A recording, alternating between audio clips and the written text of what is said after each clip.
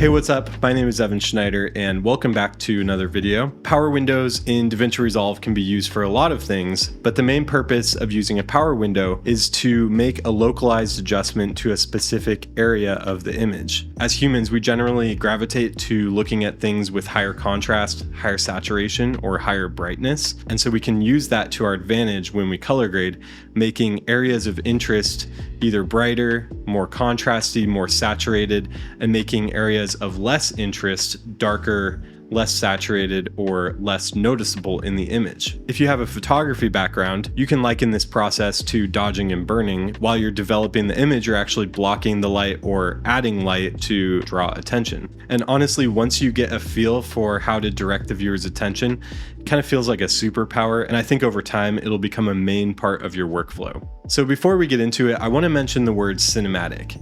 And when we talk about something looking cinematic, I think what we really mean is that we want it to look intentional. And you can feel that in the emotion that it portrays, in how it makes you feel, how it looks, and how it contributes to the overall story. So as we're making these adjustments, we want to be thinking not only as a colorist, but also as a director, as a cinematographer, and as a viewer of the final project. In my general color grading workflow, I usually spend about 20 to 30% of the time actually crafting the image using power windows. And as I'm going through the timeline, I'm paying attention to where my own eye is looking.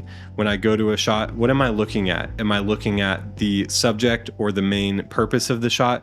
Or am I looking at something in the background that is taking my attention away from the main subject of the shot? By doing this, we are improving the overall quality of the image, and we're making the project easier to watch, more pleasing to the eye, and more engaging for the viewer. All right, so here in DaVinci Resolve, we've got 3 clips that we're working with today.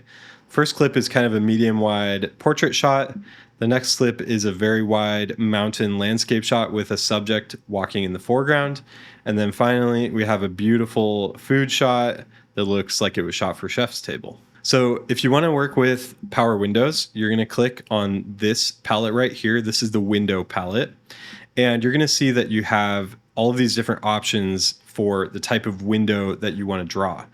So you have a square window, or you have a circle window. You also have a polygon window, and then you can use the curve tool to actually draw your own window if you want. And then finally, you have a gradient window where you can actually just adjust this is kind of the direction, and then this is the fall off. So I'm going to reset that node.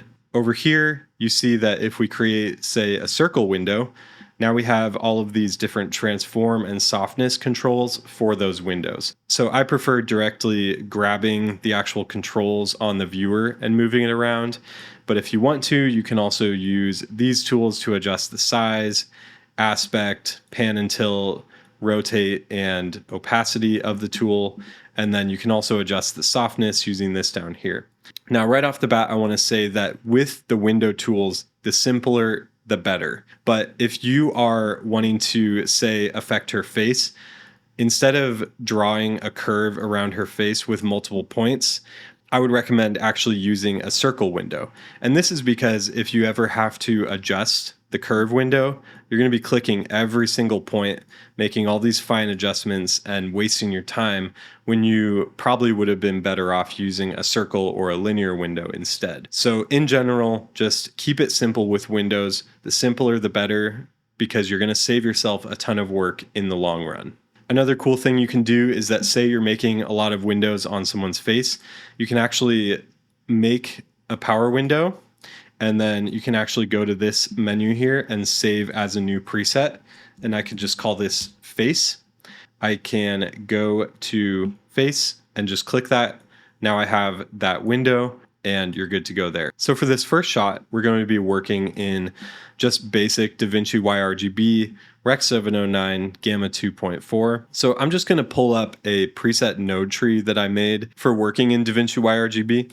And so the first node here is just a noise reduction node. I like to keep a free node at the beginning for any noise reduction. Next, we're going to do our primary adjustments. So this includes things like overall exposure, white balance, contrast, saturation adjustments. Next, we have these 3 nodes in parallel, which are our power window nodes. The reason that we want these nodes to be in parallel is because we don't want these adjustments to compete with each other in the image. It basically means that it's using this primary node as a source and then applying all 3 in parallel with each other and then mixing them at the end. This basically just ensures that we're going to have a much cleaner grade. We're going to have a much cleaner power window adjustment. Next, we have our CST. So this would be if we're working with log footage. Next, we have a node for the look if we want to make any stylized adjustments. Then we have an adjustment node. Finally, a vignette node at the very end where we can make a vignette. So right off the bat, I'm going to go to my primary node and I'm just going to make some simple adjustments to my offset. And I'm just going to bring down the exposure a bit. Since this is a Rec 709 clip, I'm going to bring down my gain. And I just want to create a bit more of a pleasing image. I feel like it was a little bit bright. And then I'm going to adjust my offset. Let's bring up the vector scope. I kind of want there to be a little bit more color contrast in this shot. And so I'm going to move my offset down so that we're getting some teal in the shadows and some warm skin. And then I'm just going to boost saturation a little bit and make sure the skin tones are lining up. And that looks pretty good. So our primary adjustment, this is before and this is after.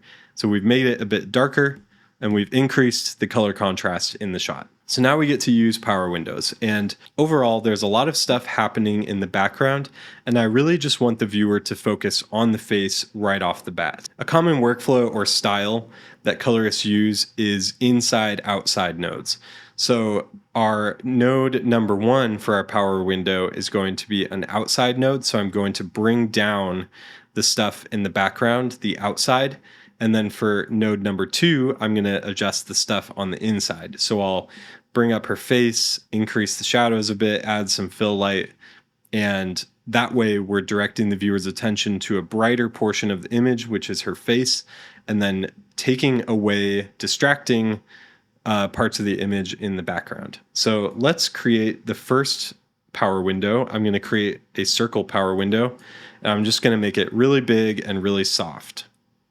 And we're going to center it kind of over her face, and that's pretty good. And for this one, we're going to click this button, which is basically inverting the window. So if you click on this button up here, the highlight button, you can see we're only affecting the areas of the image that are not grayed out. So inside the power window, we are not affecting, and then outside we are. If I click this button again, it basically does the opposite. So inside the power window is what we're affecting, and outside we're not affecting. So we want to only affect the outside of the image. So we're going to make the power window really nice and soft. And we want these adjustments to be the least noticeable as possible. And then I'm going to turn off my highlight, and I'm going to turn off the power window, but I'm still on the node because I think it's easier to adjust the image without the overlays happening. And so now I'm just going to bring down my gain. And as I do that, you can see the background is just totally going away.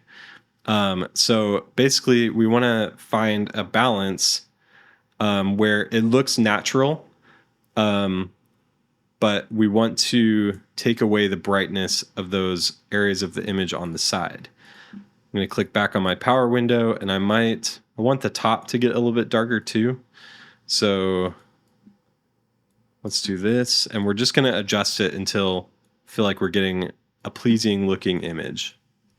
So this is before, this is after. So we've kind of just brought down the edges, and we're kind of creating a really big vignette on the image. We're going to go to node number 2, and I'm just going to create another power window. And this one is going to be for her face.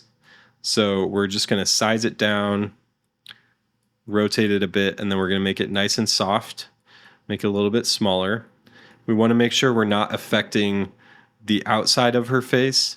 And oftentimes you don't want your power windows to be too noticeable. Like say, for instance, we do something like that, now we can really see like the edge of the power window. So you want to really try to hide the edges and make sure it's the least noticeable as possible. Let's try that. And for this one, what we're going to do is we're just going to bring up the gamma, which is basically acting as kind of like a fill light for her face. And then we'll bring up the saturation a tiny bit. And then we might even decrease the midtone detail a little bit to make it a little bit more flattering. If we zoom in here, you can see this is before and this is after. The next thing I might do is just bring up the shadows so that we can see her eyes a little bit more. This is before and after. So it's looking really pleasing. Her skin is looking nice and soft, and we can see more of her eyes and more detail in her face. And now, if we go back and we just turn these on and off, we can see this is before and this is after. And you can just feel your eyes go straight into the middle of the image. The first thing you look at is her face now, whereas before, you're just kind of looking at the whole scene in context, and now we're kind of almost like shining a spotlight on her face. I feel like the face node is a little strong, so we can go back to our power window and we can decrease the opacity a little bit. So we could set it to like 75 or something. And go back here, before and after, and then maybe just increase the saturation to like 58 or something. So this is before and this is after. And so now we can see there's a huge difference. The last thing that you can do, because this is a shot that moves, is we can track the face window. And so we're going to go to our tracker. And if you just hit this track forward and reverse button, it'll automatically track it to her face. And now, if we play it back, we can see that the window is perfectly on her face. We don't need to track the large window because it's just kind of an overall exposure adjustment on the sides. But now you can see this image is looking a lot more engaging, and we're directing the viewer's eyes to go straight to her face, not focus on the background or anything else. So for this next example, since it was shot in log, this was shot on the S1H Panasonic in Vlog, I figured we could use a color managed workflow for this and see what it looks like. So I'm going to go back to my project settings, and we're going to switch to DaVinci YRGB color managed. We're going to work in HDR DaVinci wide gamut intermediate, and we're going to output Rec 709 gamma 2.4. We hit save.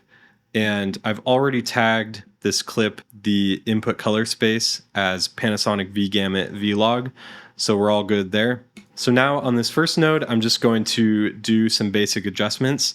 And so now, since we're working in color managed on a log clip, we're going to use our offset to bring down the exposure. And I feel like this clip is also a little bit warm, so I'm just going to adjust the offset to look a little bit more realistic. Somewhere around there. So this is before and this is after. Maybe bring it down a little bit more. Go back to our parade scopes, make sure we're good. Bring down the gain a tiny bit. So we can go ahead and call this node primary. And now we can kind of create our game plan for what we want to do to this image using power windows. And so I'm just going to create a new serial node, and then I'm going to create a new parallel node. And then let's do one more parallel node. And we're going to label these nodes grass, subject, overall. And then I'm just going to create a next node. We're going to call this look. And then we're going to create one more, call it vignette. So my two goals for this clip is, one, I want it to look a lot more dynamic and dramatic. And two, I want to direct the viewer's attention to kind of this area of the image with the subject in the red jacket and then this beautiful mountain in the background. First thing I'm going to do is go to the grass, and I'm going to open my window palette, and I'm going to use the gradient tool, and I'm basically going to just darken this grassy area of the image. And the way I want to do that is to just put this gradient power window down here and kind of adjust it so that it's darkening this area, and then this is the fall off of where it's making that adjustment. Kind of like there's a shadow going across the entire bottom of this ridge right here. Next, I'm going to go to my gain, and I'm just going to bring down the gain of this area. And I don't want to bring it down too far because I don't want to start clipping these shadows, but I want it to feel nice and soft. So this is before and this is after. So I've kind of just taken the attention away from the bottom and I'm pushing the viewer's attention to these areas of the image. The next thing I want to do is go to my subject, and I'm just going to create a really soft power window around this area where I'm just going to bring up the light a little bit, bring up the exposure. So with that power window there, I'm just going to go to my gamma. We're just going to make it just a tiny bit brighter with just a tiny bit more contrast. So that's before and that's after. So it's kind of like shining a spotlight onto that portion of the image. And we can always adjust these later once we finish with all of the power window adjustments. Next, I'm going to go to my overall, and I'm just going to make a really big overall sweeping adjustment. And this is going to be an outside power window. And I just really want to darken everything around here and just really direct the attention to this area of the image. So with this one, I'm just going to bring down the gain and until it gets to a point where still feels natural but isn't overly crazy, and maybe make it a little bit softer. And then over here, let's make this, bring this down a little bit. And then let's see what we have here. So I'm going to turn these off. That's before and that's after. Before and after. So instantly you can see before, your eye is kind of searching. It's kind of wandering. It's like, oh, look at those mountains. Oh, there's a person there. Oh, that looks really nice in the background. Oh, the sky looks really nice. But after, your eye just goes straight to this area. It sees a person walking for scale. And then you go instantly to these beautiful peaks in the background. And you're not really looking at these other areas of the image. For our look node, I feel like I kind of just want this to feel a little more dramatic in the color separation spectrum. So I'm just going to bring up the hue, and I'm going to turn this grass kind of like orangey. And then I'm going to make the sky a little bit more teal. And then I'm going to decrease the saturation of the blues in the sky. So I'm just going to bring those down quite a bit. And then next, I just want the overall scene to have a bit more contrast. So we're going to increase the contrast in the pivot. I just want this to look like really dramatic. And then I'm going to create another node. Let's just call this adjustment. And in the adjustment node, I'm just going to bring down the saturation a little bit. And then finally, in the vignette node, let's create another power window. And we're just going to scale it up to be kind of the size of the image. And I'm inverting it. And then I'm just going to bring down the highlights of the vignette as well. So that's before and after. All right. So we just did a lot there. We basically brought down the grass in the foreground. We brightened the subject a little bit. And we brought down the overall exposure in the other parts of the image. And then next we created a look. We adjusted it and added a vignette. So without any of these extra adjustments, with just our primary adjustment, let's see what it looked like before. And then this is what it looks like after. And if we want this scene to look dramatic, really intense, really beautiful, this is the exact look that we want to go for. This feels just like a beautiful day just walking through the mountains. This feels like an intense journey across a mountain range. If we look at just our power window adjustments, this is before with the overall look, and this is after. From here, we can make some slight adjustments, like say I want this to be a little bit brighter. Maybe it's a little bit too intense, so I can bring this down a little bit. Maybe the overall needs to be a little bit softer. We could even add another parallel node and just make this peak look really insane. So we could even like increase the contrast on this peak and just make it look a lot more like menacing. Let's bring that down. And just make this like really, really soft. So that's before and that's after. So we're just making it look like a lot more intense.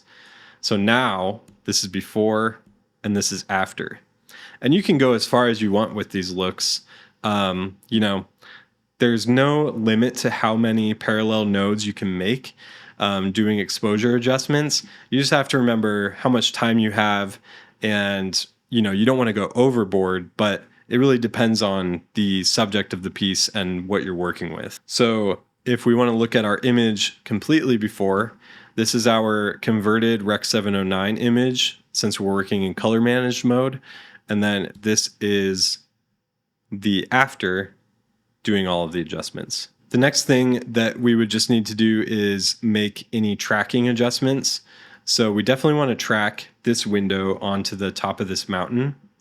And it's not moving a whole lot, but it's just good to make sure that it doesn't move. And then our window on our subject, I think it's okay because it's actually moving with the subject.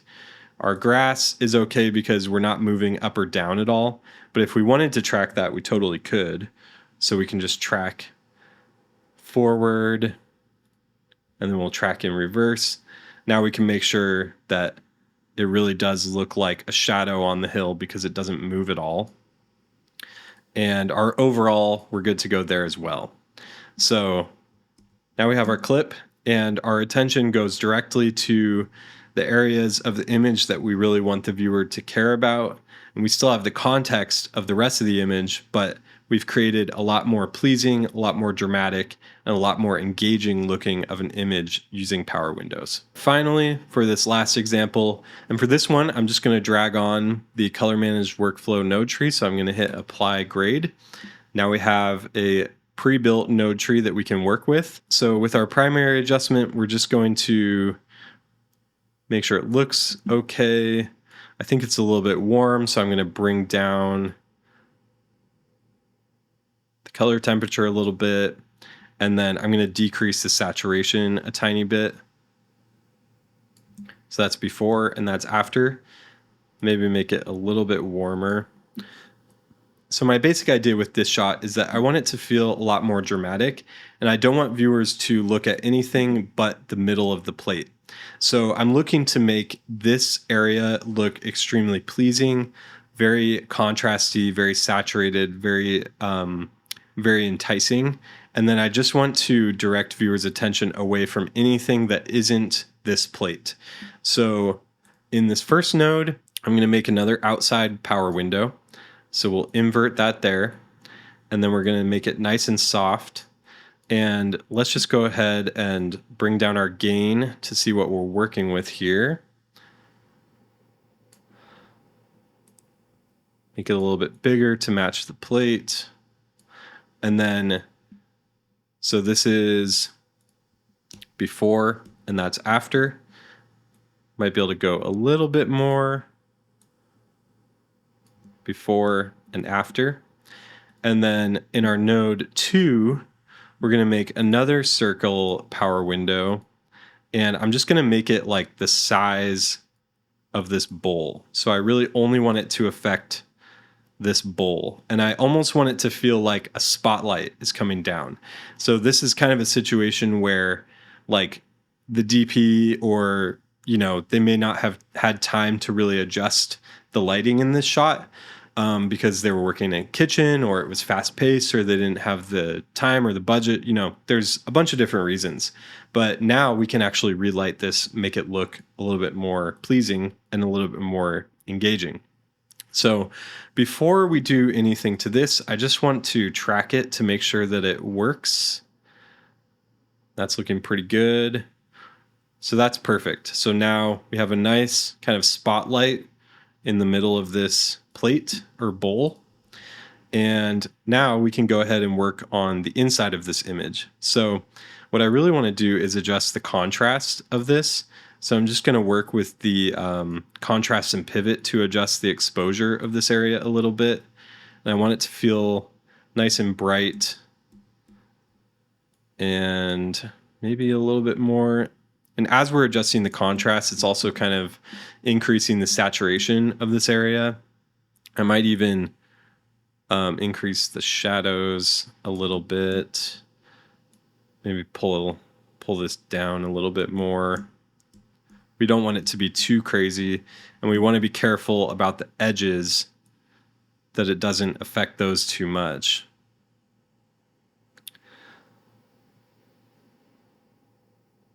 I might bring up the shadows a tiny bit more just because I want to see the red. I want to see the shadows here. I just want to see a lot of detail in the middle of this image here. And so with those two adjustments, we've got this is before and this is after. And you can just see how, like, when I turn it off, my eyes instantly go to this countertop, which is the exact opposite area that I want the viewers to look at in this image.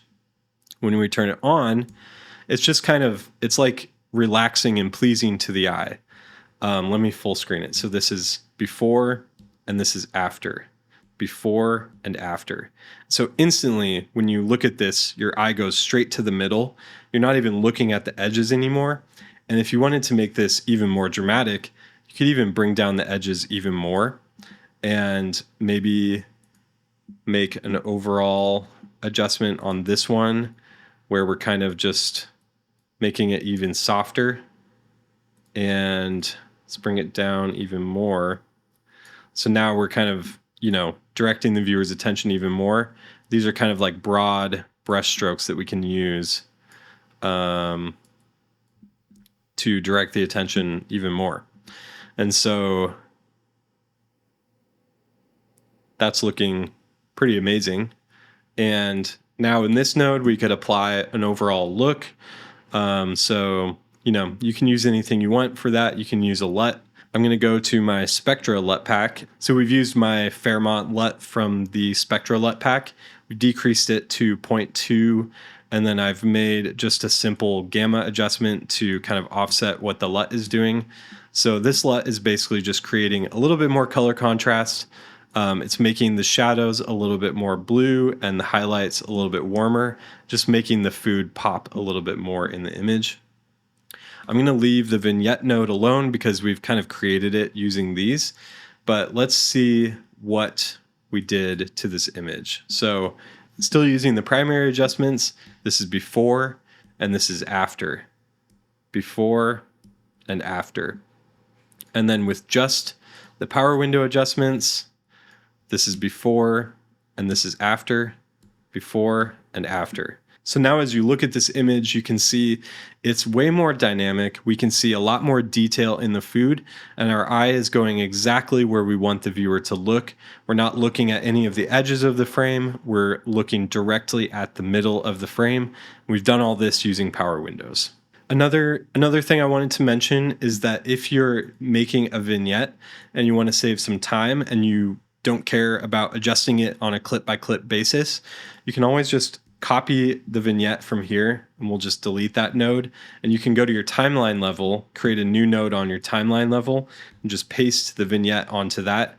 And that way, no matter where you go on your timeline, the vignette is going to be applied across the whole thing. The downside is that you don't have the flexibility to adjust the vignette on a per clip basis. So if it's feeling a little bit too strong on one clip but needs a little more strength on another, you lose that ability to adjust the vignette. So you kind of have to find a happy medium. But it's a lot easier and it's a lot faster. It's typically what I do for most projects. All right, so I hope that video was helpful. Honestly, I really hope that you guys experiment with using power windows. It's an incredible tool, and once I finally felt like I was getting the hang of it, I couldn't stop using power windows, and honestly, I devoted a lot more time in my color grade to making these types of adjustments over spending time on the overall look or balancing shots. I kind of wanted to get through those faster and then move on to the more interesting part, which is directing the viewer's attention. If you have any questions, feel free to leave them in the comments. I try to respond to as many as possible. And I also sell LUTs and video presets on my website called LUTco. You can check those out in the video description. Thanks so much for watching. I'll see you in the next one.